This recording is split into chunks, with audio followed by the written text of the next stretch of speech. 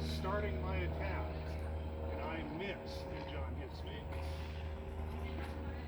and then I get, who scores? John does, right?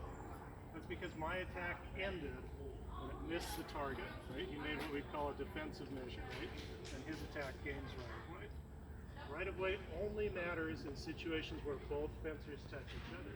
If only one fencer touches, you don't have to worry about right of way at all. You can fence exactly as you normally do. Okay? So, ways you can gain right of way. The easiest is starting the attack, right? There's a couple ways this can look, though, right? Can you give me like a feint and then a true attack, right? Boom. Who scores? John, right? Because that was one continuous attack. It's what we call a compound offensive action, right? His feint draws my parry. He then touches. I go for a harmless afterblow, right? Does not matter. If I am hanging out in flute, let's say, right? And John beats my sword, right? And then he comes in and launches an attack. His beat, his action on the blade, also gains right of way. Okay? This is important when we talk about another way you can gain right of way, which is going blade in line, right? If John attacks, right? We both hit each other. I'm breaking out of this for safety's sake. Who scores? You. I do, because I established blade in line, right? As long as I don't deviate this point before it touches him, he hits, and then he hits me. He did nothing to address this threat, right?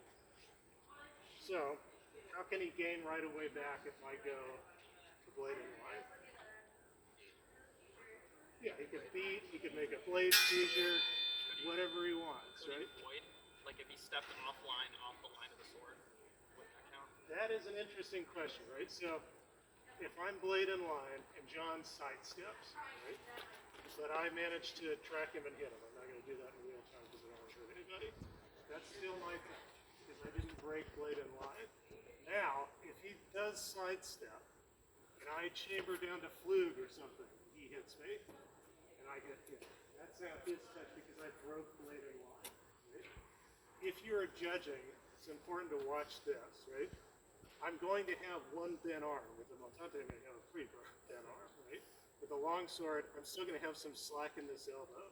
Watch the leading hand, okay?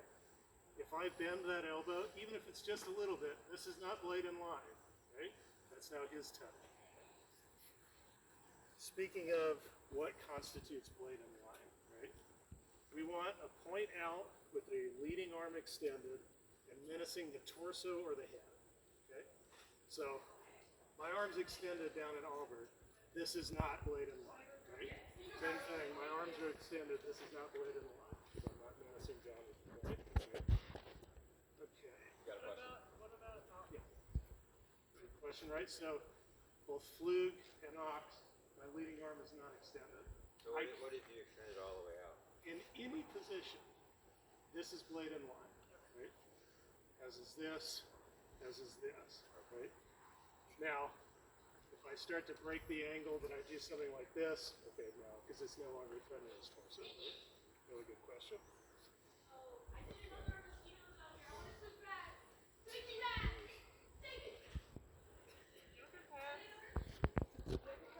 Oh, sorry, guys. Okay. We wasn't sure if we were allowed. Yeah, please. Okay. So we've talked about one way you can get right of way back if I'm pointing. Come on through. Come on through. They want to watch. Oh, my bad. Yeah, no, more fun. If I'm blade in line, you can gain out the right of way back with. Repeat the question. If I'm blade in line, you can gain right of way back with what? Grabbing the sword, moving it out of the way. Yeah, any action on the blade, whether beat, blade seizure, grapple, whatever, right? So that's one way you can gain right of way back. The other is a parry, right? I attack, John defends himself, and then he hits me. Bum, bum. That's John's touch, right? He did something to respond to this threat. Now, we can have what's called a malparé, right? John makes like a weak parry. And I ride through and I hit him, right? And then he touches me. Whose touch is that? You. That's mine, right? We tried to defend himself, but he failed to do so, and then he just went in and he wants to get a touch afterwards. That's not a sufficient carry. This does get weird with the actions on the blade, right? Can you give me point in line, please? So John's point in line. Did I address the blade? This one's cut. Yes, right? So the reason for that is we have to make some concession to gamesmanship, really, right? If that did not break blade in line, I could do this and John just, after the touch, brings the point back online, right? He's now not responding to my attempted action, right? I'm signaling like, okay, I'm making an attempt to attack. He's now got to defend himself, right? Tracking? I'd say that's probably the weirdest thing about the right-of-way system. So just confirming, we're saying if your beat doesn't move them offline at all, it doesn't deviate his point, you did not gain right. I did gain. You did. I did gain right. Sort of a niche question. Yeah. If John is point online and you use some sort of distance cheat technique like a Geislin or a one-handed thrust, and you hit him without him moving the point online, how does that count? Does he hit me as well? No. Okay, so, well, what do you guys think? Well, I'm just curious what your You thoughts said it only matters if there's two people getting hit. Right, it only matters in the case of a double touch. So John's blade in line, I do something like that, right? It's still my touch, right? Now, if John's blade in line with his arm extended, and I do this, he blasts me in the face. Same thing if I, as long as he doesn't break his arm. Okay, last way you can regain right of way. John did it a little bit ago, right? I attack John, makes a defensive measure.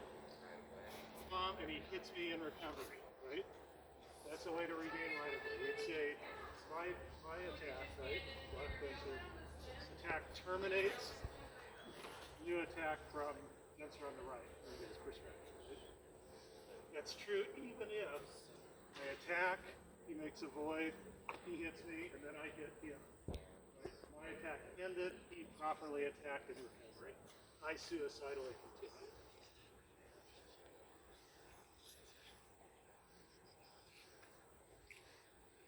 Okay. So, what's the point of blade in line? What does he want to have? He gets blade in line. no space? Sure, right? With respect to the right of way. Oh, That's the threat. Yeah, right? He's saying you have to do something about this before I can hit you. Now, I'm going to try and do something which is an action on the blade, right? If he makes a disengagement in tempo and hits me, that's still his right of way, right? As long as I don't make contact with that blade, he's got it. Even though I attempted to do the right thing, right? What I should do, as part of my compound offensive action, right? I see that disengagement in tempo, okay, I'm going to stop my attack, defend myself.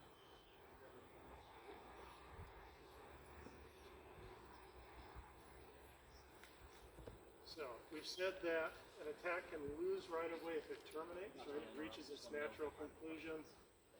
That's true of a thrust too, right? If I make a big lunge, I'm out here. If this doesn't connect, John, go ahead and attack, right? Obviously, this is going to be his touch because only one person landed. Even if I lay this thrust out, and then he just hits me, don't even worry about defending it. That's his touch, because my attack ended, his attack began, right? wait. So your touch landed on his leg first before his attack started. So this is one of the fun things about right of way. It makes judging easier once you get it, right? The timing of the actual touch does not matter. What matters is the relative timing of the attacks, right? So in that example, his attack lost all its gas. yes. He walked into the store. But you can just walk around it. So if we're thinking about this in terms of like what should I do in terms of my fencing, right? I attack, boom. Yes, I've got a threat out here, kind of. But what should I do? Yeah, I should recover, right? Oh shit, I need to get back, right? If I don't do that, I've now made a mistake, right? I want to see, oh, I attack, and then he's going to touch me. That's my fault, right? I did something wrong.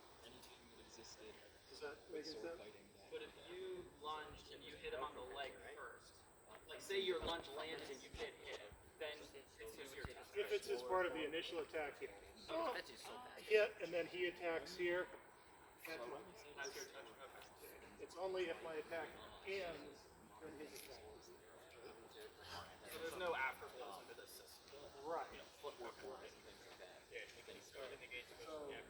just remember that we're trying to incentivize good fencing on the front end, where a lot of systems that have the afterblow are trying to incentivize good fencing on the back end. Okay, one of the harder things to judge is what's called hesitation.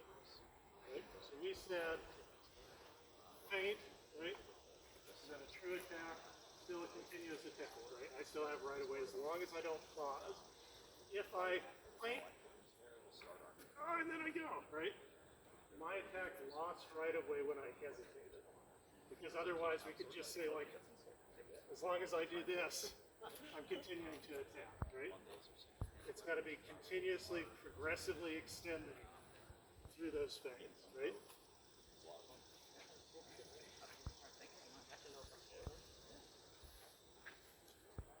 Other contexts in which hesitation matters, right? John launches an attack. I defend myself. Great, awesome, I did what I was supposed to do. But I'm not sure. Okay. Who's next? Hit, right? That's called a remise or a renewed attack, right? I cannot hesitate when I successfully parried. Now it's my turn, right? I did what I was supposed to do. I defended myself. Then I went for this. Okay, now John's doing what he's supposed to do, right? He gets a right to repose. Beautiful, right? Is that making sense? I'd say that's one of the hardest things to see as a judge, right? It's like what we were talking about in chat earlier. It's Fiore's first larva play. Yeah, it makes more sense when you see it played out. Yeah, for sure. Okay. So what about counterattacks? Can counterattacks exist in a right-of-way system? Yeah, for sure, right? What has to be true for a counterattack to work? You gotta defend yourself. Yeah, I have to not get hit, right? Well-structured parry. Well, so I'm not talking about a two-tempo, right? We've said if John attacks, I parry and then repose. That's fair game, right? Why don't you counterattack me? You get a triple attack. I attack. Oh, John gets me in one, right? He's got a beautiful opposition counterattack here, right? That's still his touch because only one person landed. If John tries it, like give me a Zornhauer, right? John tries a counterattack, and I manage to land. John's Zornhauer's too good here, right? He kind of tries a counterattack, but it doesn't stop the attack. Who scores? No, right? Guy that moved first. I started my attack. He tries to counterattack, but doesn't close the line.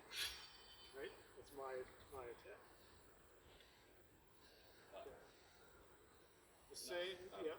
Can I give a quick note? It's not about right of way, but it's just a tournament rule thing. Let's go ahead and hold it to the end. Okay?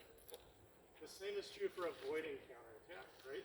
John just springs off line and hits me. His touch, right? Easy peasy. Okay. What about doubles? Can doubles exist in a right of way rules? Yeah. This one does. Yeah. Double. Yeah, right. You can actually just start at the same time. This is very hard to simulate because you kind of have to guess, right? Ha! We both go. Okay, right? No score in that case. It's just a walk, right? No fault. We both did what we thought we were supposed to do. We just got unlucky. Right? Should not happen very often at all. Okay. We said no afterblows, right? Afterblows are negated. Off demonstrates. Yeah, so this is a good one, right? If let's think about the least harmful way to do this. Toughest foot. Yeah, there you go, right? I do this and John hits me, right? What is the score here? I hit an off target, right? John hits me in response. John hits me. There's no score. because he still should respond to this, right? Okay, right? I made a mistake, sure, but his just going for a double doesn't do anything for him. So you can only score if you had right of way. No. That's how we wrote it in the rules. In the case of a double, it's true. Okay, I believe we wrote it in the rules as. That's not how it works. So I lay out thumb here. John responds with a foreclosure counterattack, right? I get a yellow card, he gets a right? Same thing, if he launches an attack and I hit him off target, he gets a point, I get a yellow card, right? Okay. Last one, right? Last kind of edge case is hard to judge, right? We've said is a continuous motion that attack maintains right of way. But we have these little chambering motions, right? He hits me, then I hit him. Who's scoring? His. Right? This is called an attack and prep, right? I did a harmless movement. He hit me in the middle of it, and then I hit him, right? I've made a mistake. John scores. So, what's the difference? So, how would the judges distinguish between an attack in preparation and a fully committed attack? That is a really good question, right? And it's really one of the hard things to do that we'll practice tonight. What the essence of this is the motion has to be threatening the opponent, right? Remember, this only matters if you both touch, right? So if I'm extending towards him, I hit him, he hits me, I touch. If I'm moving somewhere else, he hits me, and then I hit him. I was not threatening him with the first movement, right? Because I'm not progressively extending my weapon towards him. That practice? Yes. It is hard to see. It takes practice. That's why we're doing this. I have a question. Yeah. Related. So let's say you're doing that Meyer like grass strike late behind the body there, and then you extends in one continuous motion. Would that count as non-threatening movement? Threatening movement? No. So as long as we're talking about the portion of the movement from wrap guard to the hip, that's a continuous extension. It's a good attack. His arms are moving forward. If John hits me as I'm out here in flug, let's say, I go to wrap guard, he taps me, and then I hit him, that's an attack. Right? Is the distinction making sense? Basically, sword moving backward or to the side as opposed to moving forward. That gets tricky, right? So I do want to talk about this. It's a little less common with a longsword than a saber, right? Thumb feint here, that's a continuous attack. Even though the point has to move to the rear, right? I'm still attacking into this, right? This gets hard to judge. It does take practice, right? I have faith that you guys will get this. Yeah, exactly, right? John's continuously attacking. Yeah. So say you throw a continuous attack where you throw a feint and you go to the other side. When you're cutting the other side, or when you're throwing the feint, he falls for it and tries to do the same time attack, and you still cut. Whose point is that? And we both connect. Yes. That's my touch. If it's a fence, right? Okay. Now, the thing that distinguishes this, right? He goes for a counterattack. I go here, John just hits me, right? As long as he hits me and doesn't make contact with the weapon, it's fine, right? If I go for a feint, this is kind of a hard example to show because I have to go through the sword, right? I go for what I think is a feint. John responds, hits the weapon and hits me, and then I go to a new target. So that's his because he made contact with the blade, right? He thinks he's doing the right thing. He goes for what is ultimately an arrest, and then I hit down, right? If he makes contact with the weapon in the course of that movement, that's his, right? Good question. Any other questions? Sorry, can I? Sure. Since nobody has a right-of-way question. Just important with what we just showed there. It's not a right-of-way issue, but successful use of Meisterhau. So you put your mask on, Jake.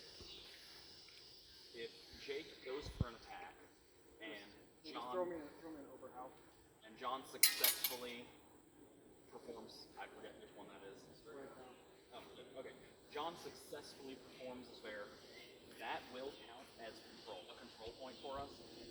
Even though it's not what some people would call a lockout hit, anything of just a single tempo master cut gets through, hits the person, we're counting as control.